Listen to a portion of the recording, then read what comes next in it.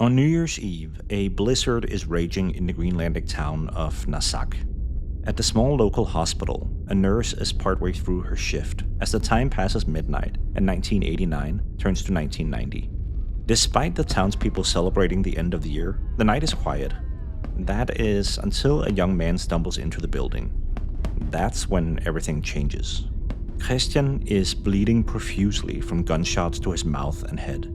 But in spite of his injuries, he has managed to walk there himself.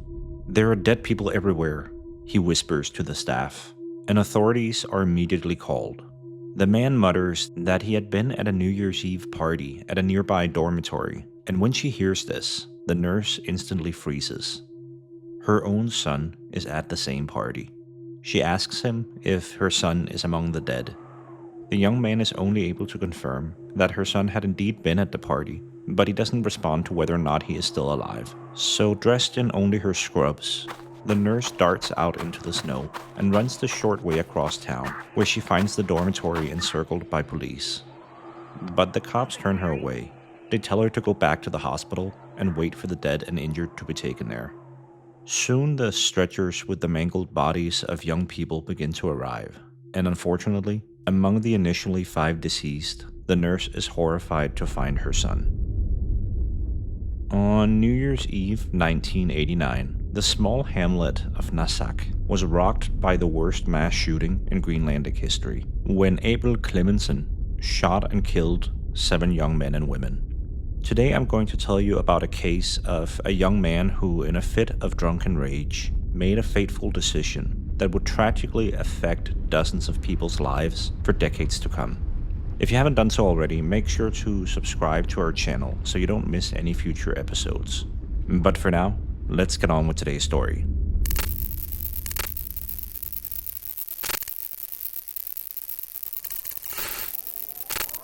In the early morning of January 1st, 1990, 18-year-old Abel is sleeping soundly in his bed.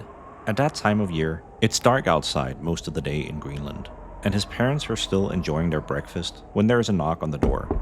Abel's father is stunned to find his house surrounded by police, but he quickly lets them in and looks on as they arrest his son.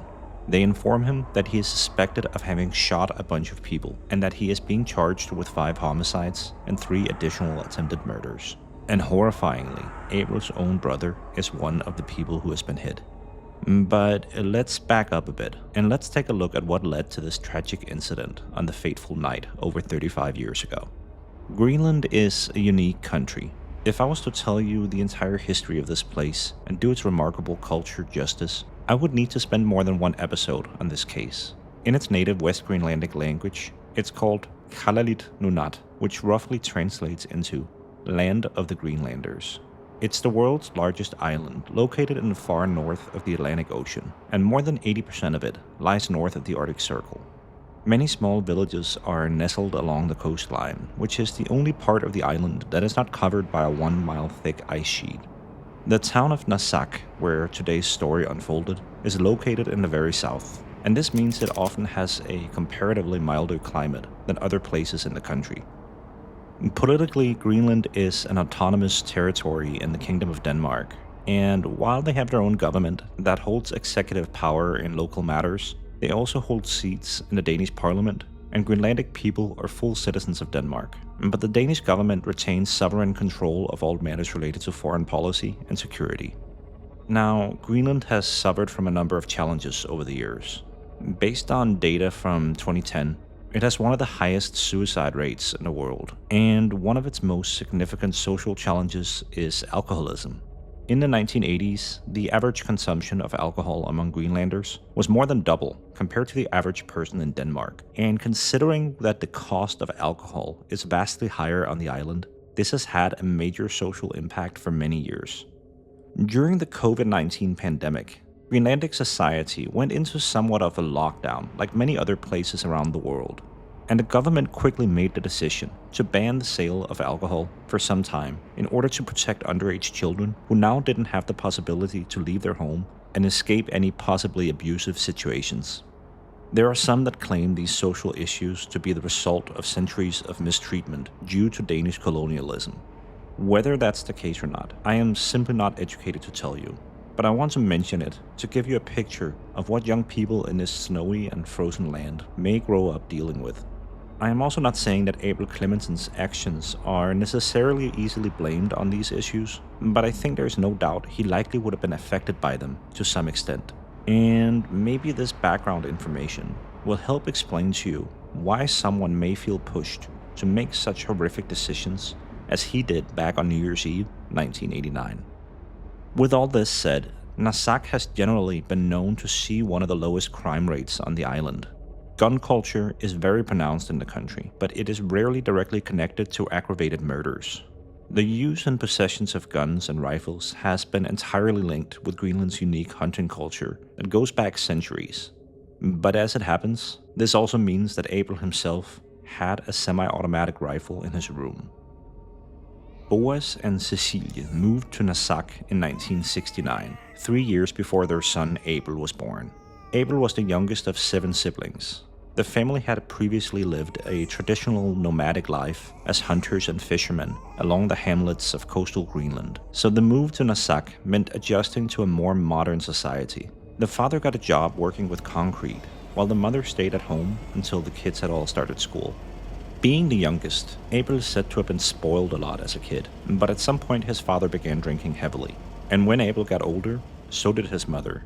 Narsaq had about 1,700 residents at the time, who either lived in concrete apartment buildings or colorful single-family homes scattered across the foothills of a nearby mountain. The town had a community center, but the young people in the area didn't have many options for spending their free time other than hanging out at the local youth club or playing different sports at the town's indoor athletic facility. When Abel was in his teens, he dealt with a lot of anger. He had a short temper, and he would often try to dominate his peers. Abel also got in trouble a lot. He stole on a number of occasions, and he could be physically aggressive and violent. Yet he still managed to make friends with a group of guys around the same age. When he turned 18, he seemed to find more of a direction in life, and he started a 4-year training program as a concrete worker, the same field as his father. But by the winter of 1989, Abel Klemmensen had started working at the fish processing plant in town.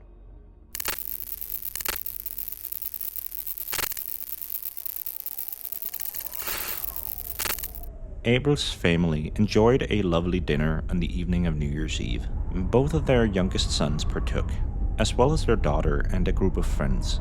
They phoned family members in Denmark to wish them a Happy New Year. The mood seemed to be great, and after they had eaten, Abel, his brother, and their friend Enoch went outside to set off fireworks. After messing around for a bit, as young guys at this age do, they eventually headed for a dormitory across the hamlet called Ungbo, where Abel's brother had a room. What unfolded next is mainly pieced together by the explanations that Abel and his brother Christian would later give in court. Abel himself claimed that he was very drunk at this point. A group of young people from around town eventually gathered in a number of rooms at the dormitory, and it developed into somewhat of a party. But during the night, Abel and his best friend got into an argument. The fight concluded with his friend telling him he didn't want to see him anymore, and Abel seems to have been deeply affected and provoked by this. So much so that he decides to walk out into the roaring blizzard and head back to his parents' house. While the subdued sounds of music and young people joyfully celebrating the new year dissipate behind him, he evidently feels an anger building within him, and when he reaches his home, he doesn't stay there for long. He grabs his Remington 552 BDL Speedmaster, a blowback-operated self-loading semi-automatic rifle, and immediately scurries back to the dormitory. When he gets there, he immediately heads back upstairs to the second floor, where he sees his brother Christian in the doorway to the bedroom. And that's when something snaps inside of Abel. With little thought as to the consequences of what he's about to do, he raises the weapon and fires at Christian's head. The first bullet strikes him, and he instantly drops to the floor. In shock, the other young people in the room all turn around and watch as Abel takes a step forward, aims his rifle at them, then begins to pull the trigger. It's almost as if he's in a daze as he shoots at them, and their panicked screams are one by one muffled, as they're all struck by Abel's bullets and fall to the floor, just like his brother did seconds earlier. But Abel is not done yet.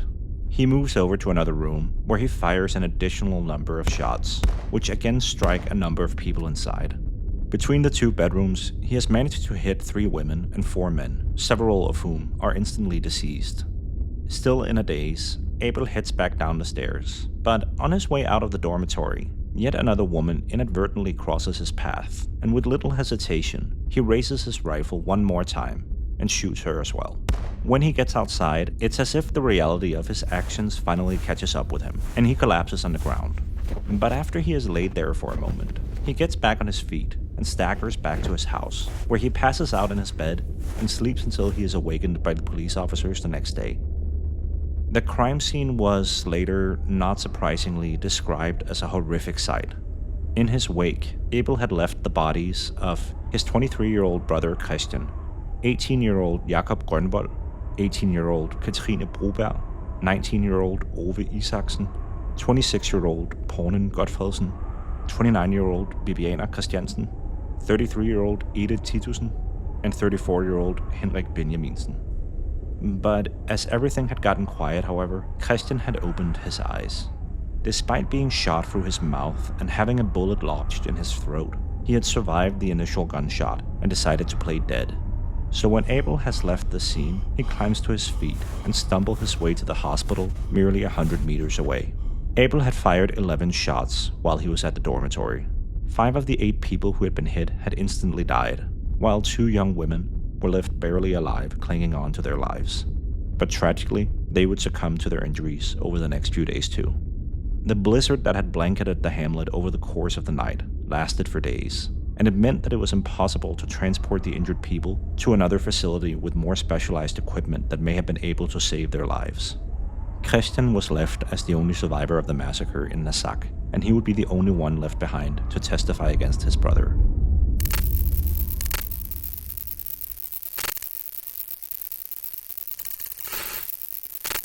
On January 1st, 1990, Abel faces a judge and immediately confesses to the murders. The judge decides to initially jail him for 4 weeks, while the cops are able to investigate the horrifying incident. The village of Narsaq begins the 1990s by waking up to a nightmare. When 7 young men and women are butchered in a town of only 1,700 people, everyone knows at least one person who has been killed. Even the police officer who later speaks to the media is related to 2 of the deceased by marriage. Life in Nassaq immediately comes to a standstill. Pretty much every business in the hamlet closes for some time in order to honor the dead. The Greenlandic government quickly decided to suspend the sale of alcohol in the village, just like they would do decades later during the COVID-19 pandemic, because it feared that locals would struggle immensely with the aftermath of the massacre, potentially leading to massive issues with excessive drinking in the area.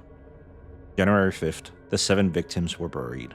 A pneumatic drill had to be used to dig the graves in the frozen ground, and they were less than 1,000 feet from the scene of the crimes. The funerals had to be moved inside the indoor sports facility in order to provide enough room for the hundreds of mourners, because more or less every person in Nassaq decided to join the tragic ceremony. The town was never the same. Over the next few decades, the population of Nassaq began to decline, which it did in many other hamlets around the coast of Greenland. But it's hard not to imagine that the dark shadows of the past continued to loom over the village and reminded people of its tragic history. Abel's trial began on March 1st, 1991. The authorities had decided to move the proceedings to another town. There had been a number of threats against Abel's life after the incident. Boas and Cecilia, Abel's parents, went to the courthouse that day to oversee the trial, and it was the first time they laid eyes on their son since his arrest. Because he had confessed, the trial only took a short time. The prosecutor tried to make him explain his actions in order to determine his motives, but all he could get Abel to say was the fact that he had been very drunk. Still, he remembered every moment of the massacre. Abel had also undergone a mental exam in the time after his arrest, and while a psychiatrist found him to be suffering from a personality disorder, it was not believed that he had been insane at the moment of the crime, which meant that he was fit to stand trial. The Greenlandic legal system tends to focus more on rehabilitation rather than punishment, and in the case of lesser crimes, it's common to serve your time in open prisons, where you're allowed to maintain a job outside of jail. But this was indeed no small crime, and the prosecution argued that Abel needed to be handed an indefinite term at a specialized facility capable of handling inmates with specific psychiatric needs. This meant that Abel was eventually sent to Denmark, where he served his time at the Hersted Vista facility outside Copenhagen. The years went by, A couple of Abel's friends, including Enoch, who had been with Abel and his family on the night of the murders, struggled so much with the aftermath of the massacre that it crushed their spirits, and tragically, they killed themselves.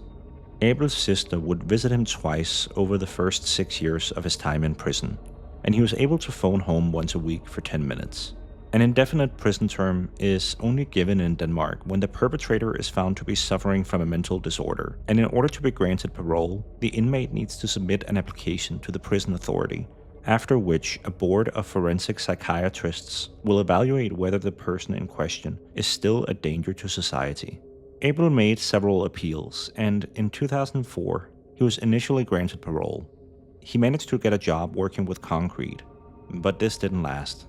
Abel was caught smoking marijuana, which was a violation of the terms of his parole, and he went back to prison. In 2008, he was once again given permission to exit the facility on the weekends and keep a job during the daytime. And finally, in 2015, 26 years after his horrific crimes, he was released. Abel had previously stated that he wanted to stay in Denmark when he one day got out of prison, rather than return to his home country. It would be easier to blend in there. In Greenland, everyone would know who he is and what he had done.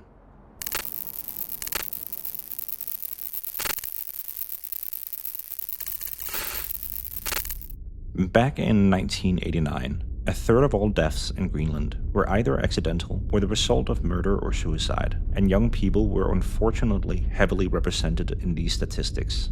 This tragic fact stands in stark contrast to the immense beauty that surrounds the fjords and small islands around Nassaq. Like I mentioned earlier, Greenland has a complicated history, and no person is defined solely by statistics. But it's easy to imagine Abel's childhood being affected by the social challenges that persisted in society. But while this may help to explain why he did what he did, it doesn't excuse it. To this day, the Nassaq Massacre remains the deadliest mass shooting in Greenlandic history. I am recording this in 2025. That means Abel has been a free man for the last 10 years. Honestly, I haven't been able to find any mentions of what he decided to do after he got out of prison. But if you trust his desire to remain in Denmark, it's easy to imagine him going about his day as any other person in this country. There are more than 17,000 native Greenlanders living in Denmark, so Abel wouldn't stand out much. Still, it makes you wonder whether he ever runs into someone from back home. Maybe someone from Narsaq. Maybe they recognize him, and if they do, what do they say to this person who tragically destroyed the lives of so many people on that freezing night in 1989? This is it for today's story. If you haven't done so already, make sure to subscribe so you don't miss any future episodes. The goal with this channel is to explore crime stories from around Northern Europe, but after visiting the icy fjords of Greenland in this episode, I will take you to a primordial rainforest halfway around the planet in our next entry, where two young Norwegians once became the focus of a tragic story that caused political tensions between two nations that couldn't be more different. If you don't want to miss it, make sure to tune back in soon. Thank you for watching.